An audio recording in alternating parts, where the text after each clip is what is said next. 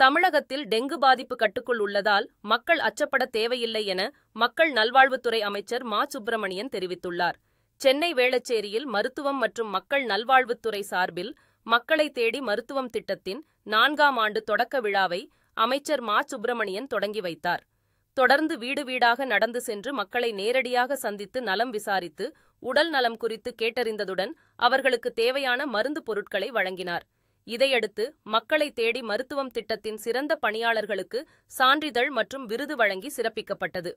பின்னர் செய்தியாளர்களை சந்தித்த அமைச்சர் மா. சுப்பிரமணியன் 1,86,13,872 பேர் மக்களை தேடி மருத்துவ திட்டத்தில் பயனடைந்துள்ளதாகவும் மேலும் 2 கோடி பயனாளர்களை விரைவில் எட்டக்கூடிய வகையில் அரசு செயல்பட்டு வருவதாகவும் தெரிவித்தார்.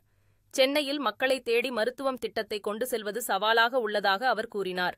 சென்னையில் அடுக்குமாடி குடியிருப்புகளில் உள்ளவர்களுக்கும் மக்களை தேடி மருத்துவ திட்டத்தை கொண்டு செல்ல 104 என்கிற அவசர கால எண் இன்று முதல் அறிமுகப்படுத்தப்பட இருப்பதாகவும் அடுக்குமாடி குடியிருப்புகளில் உள்ளவர்கள் இந்த எண்ணிற்கு அழைத்தால் அவர்களுக்கு சேவை கிடைக்க வழிவகை செய்யப்பட்டுள்ளதாகவும் அமைச்சர் மா. சுப்பிரமணியன் தெரிவித்தார்.